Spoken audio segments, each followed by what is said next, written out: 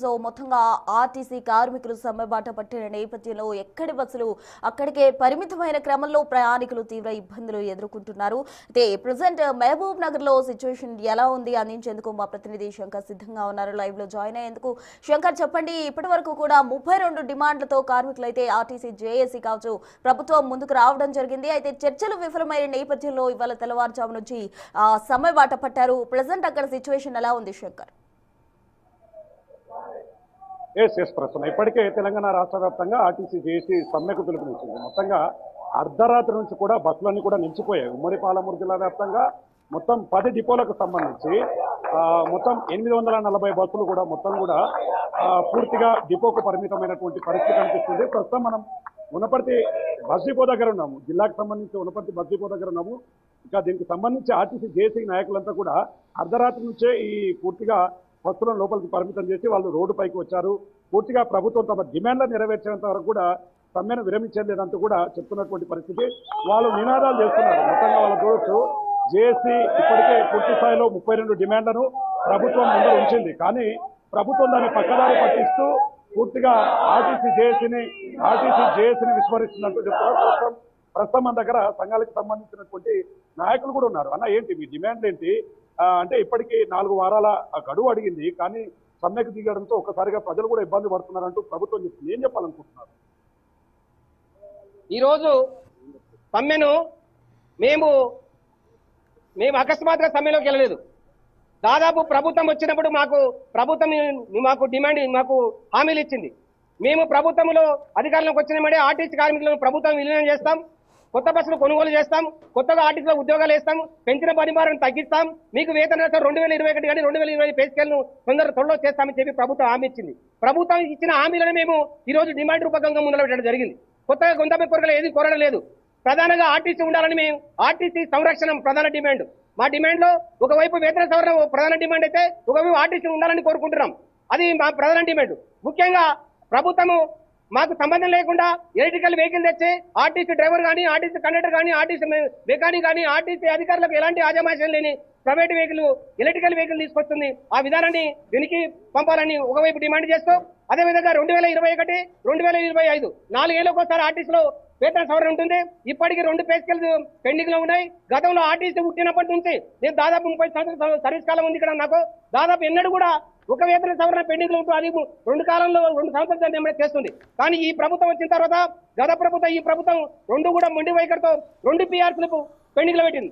ఏ ఉద్యోగస్తులు 2019లో కూడా మీరు సమ్మెలో దిగారు, అప్పుడు కూడా మీకు సక్సెస్ కాలే. అప్పటికిప్పటికి తేడా అంటే ఏం చెప్తారు? ఇప్పటికి తేడా ఏంటంటే, కార్మికులుగా మేము ప్రభుత్వానికి అవకాశం ఇచ్చినాము. 2.5 సంవత్సరాల కాలయాపన జరిగిపోయింది ఇప్పటికీ. అంటే ప్రభుత్వం ఉండాలని చెప్పి ప్రభుత్వం ఇక్కడ వాళ్ళ సూచన మేరకు మేము ఇన్ని రోజులు ఆగమంటే ఆగినాం. మేము ఇప్పటికీ మాకు పిల్లలకు చదువులకు పనిభారం, చదువుల యొక్క కాస్ట్ పెరిగిపోయింది, నిత్యావసరాల కాస్ట్ పెరిగిపోయింది, కిరాయిలు పెరిగిపోయినాయి. మాకు జీతపత్యాలు కూడా సరిగా లేవు. వేరే ఆర్టీసీలను పోల్చుకున్నా కానీ, వేరే ఉద్యోగస్తులను పోల్చుకున్న ఆర్టీసీ కార్మికుల యొక్క జీతపత్యాలు సరైన స్థితిలో లేవు. అదేవిధంగా మహిళా పథకం వచ్చిన తర్వాత ఆర్టీసీ కార్మికుల మీద పనిభారము గూఢతలు పెరిగిపోయింది. పనిభారానికి మాకు కొత్తగా ఉద్యోగాలు వేసి పనిభారం తగ్గామని ప్రధాన డిమాండ్. ఎక్స్ప్రెస్ బస్సులు, పల్లె వెలుగు బస్సులు పెంచమని కోరుకుంటున్నాం. ప్రభుత్వం ఏం చేస్తుంది? సూపర్ లగ్జరీలు, డీలక్స్లు, ఎలక్ట్రికల్ వెహికల్ తెచ్చి ఉన్న కార్మికుల పనిభారం పెడుతుంది. గతంలో మా డిపోలో సమ్మె కన్నా ముందు 600 మంది కార్మికులు ఉండ్రి, ఇప్పుడు 450 మంది. కానీ కిలోమీటర్ల అద్దెకరం పెరిగిపోయినాయి. ఎక్కువ కిలోమీటర్లు చేస్తున్నాం, ఎక్కువ బస్సులు నడుపుతున్నాం, ఎక్కువ పని గంటలు చేస్తున్నాం. మా మీద పనిభారం పూర్తి స్థాయి పెరిగిపోయింది. ఆ పనిభారం తగ్గించాలని కూడా ప్రధాన డిమాండ్. మొత్తంగా ఒకవైపు వీళ్ళు ఈ విధంగా చెప్తున్నారు, మహిళలు కూడా ఉన్నారు. ఎందుకంటే వాళ్ళ మీద కూడా పనిభారం పెరిగింది, గంటలు ఎక్కువ అవుతున్నాయి, ఇబ్బంది అవుతుందండి. మహిళలు కూడా ఉన్నారు. అమ్మా, ఏం చెప్పాలనుకుంటున్నారు గవర్నమెంట్ మీరు? మాకు రేవంత్ రెడ్డి గారు అధికారంలోకి వచ్చిన తర్వాత మాకు హామీ ఇచ్చిండ్రు, గవర్నమెంట్లో విలీనం చేస్తామని చెప్పారు. చేయలేదు. పనిభారం పెంచిండ్రు, పే స్కేల్ రాలేదు. మా అందరి డిమాండ్ ఏంటంటే, మాకు ఖచ్చితంగా గవర్నమెంట్లో విలీనం కావాలి, మరియు పే స్కేల్ రావాలి, మాకు ఇవ్వాల్సిన బకాయిలు మాకు కావాలి, మా పనిభారం కూడా తగ్గించాలి. ఫ్రీ బస్ పెట్టినాక విపరీతమైనటువంటి పనిభారం పెరిగింది. మాకు చాలా హానెస్ట్గా డ్యూటీలు చేస్తున్నాం మేము, పొద్దున్న నుంచి రాత్రి వరకు.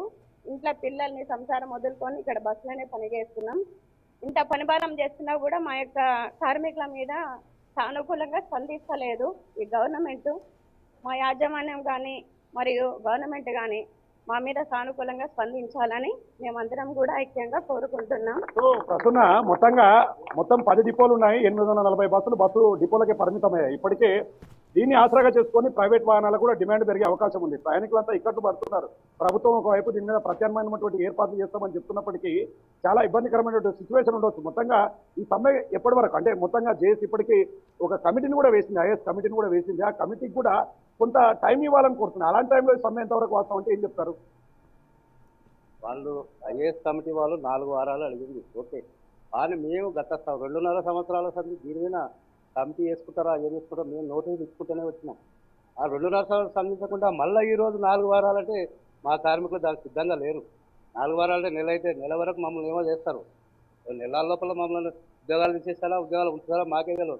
అదే ఆ సిస్టమ్. కాబట్టి మేమేమంటే ఈరోజు ప్రశాంతంగా వాతావరణం ఏం చేస్తున్నామంటే మేము మా యొక్క హక్కులు కాపాడుకోవడానికి తప్ప ఈ సమ్మె మేము ఏదో విజయాలని కాదు. సమస్యలు ఉన్నటువంటి 42,000 మంది కార్మికుల సమస్యలు మేము ఆ రోజు రేవంత్ రెడ్డి చెప్పినవే. గతంలో రేవంత్ రెడ్డి గారు, ముఖ్యమంత్రి గారు చెప్పిన, మంత్రి గారు చెప్పిన ఆ సమస్యలే తప్ప ఇలా కొత్త సమస్యలు అనేది ఏమీ పెట్టలే. ఈరోజు సమస్య ఉంటేనే ఇలా ఎండి ఉంటాడు, ఎండి కింద డిఎంలు ఉంటారు, సిఐలు ఉంటారు, కింద ఉద్యోగస్తులు ఉంటారు. సమస్యలు ఏంటి ఎవరు లేరు. సమస్య ఉంటే అందరు ఉంటారు, మేము ఉంటాం, వాళ్ళు ఉంటారు, అధికారులు ఉంటారు. అలా అధికారులు కూడా మాకు సపోర్ట్ చేయాలి. అధికారులు ఇవాళ మీనమేషాలు లెక్క పెడుతున్నారు. అధికారులు కూడా హెచ్చరిక చేస్తున్నాం. సహకరించి మీరు కూడా రేపటి నాడు మీరు కూడా ఏంటంటే మాతో పాటుగా మేము సమ్మె సంపే సంబంధం కదా. మాకు జీతపత్యాలు జీతపత్యాలు జరుగుతాయి. మేము 10 రూపాయలు వేస్తే మీరు 20 రూపాయలు పెంచుకుంటారు. ఇష్టం అట్లా ఉంది. కావున అధికారులు కూడా ఇలా మహాలక్ష్మి పథకం ఒకటి వచ్చింది. 50 మందికి తోటి 120 మంది ఇస్తున్నారు సార్. 120 మంది దాంట్లో మాకు ఒక మెమో తిరిగితే మా సోదరులకు, మా మహిళా సోదరులకు ఇలా విపరీతమైన మెమోలు ఇక్కడ 120 మందికి ఇస్తున్నప్పటికీ ఇలా ఇంక్రిమెంట్లు బ్యాక్ 3 నెలలు 6 నెలలు బ్యాక్ చేస్తున్నారు. అడిగే నాతులు లేడు, ఇలా యూనియన్లు లేవు. మేము ప్రధాన డిమాండ్లు ఏమున్నాయి? వాళ్ళు చెప్పిన డిమాండ్లు తప్ప వేరే గుంటెమ్మ కోరికలు ఇస్తున్న పరిస్థితులు మేము పెట్టలేవు. అన్నట్టు చెప్పిన డిమాండ్లు ఒకటే. ఎక్కడ 350 కోట్లు ఇస్తున్నారు? చిన్న లాజిక్ మొత్తంగా చూస్తున్నాం ప్రస్తుతం. ఎందుకంటే మొత్తం ఉమ్మడి జిల్లాలో 10 డిపోలు 840 బస్సులు. రాష్ట్ర వ్యాప్తంగా తీసుకుంటే వేల సంఖ్యలో బస్సులు ఉన్నాయి. నిత్యం వేలాది వాహనాలతో ఇప్పటికే ప్రయాణికులంతా కూడా వేరే గమ్యాలకు చేరుకునేవారు. సో ఇదంతా చూస్తుంటే మరి సమ్మె ఎటువైపు పోతుంది? ఇప్పటికే ఐఏఎస్ కమిటీలు కూడా సీనియర్ ఐఏఎస్ అని తీసుకున్నారు. పూర్తి స్థాయిలో వాళ్ళ డిమాండ్లను పరిష్కరిస్తే తప్ప సమ్మె నుంచి వెళ్ళిపోము, ఖచ్చితంగా సమ్మెను కొనసాగిస్తాం, ఉధృతం చేస్తామని చెప్తున్నటువంటి పరిస్థితి వనపర్తి జిల్లాలో కనపడుతుంది ప్రస్తుతం. Right Shankar, thank you. మొత్తంగా కూడా ఆర్టీసీ కార్మికుల సమ్మెతో అక్కడ అన్ని బస్ స్టాండ్లు కూడా వెలవెలబోతున్న సిచ్యువేషన్. ప్రయాణికులు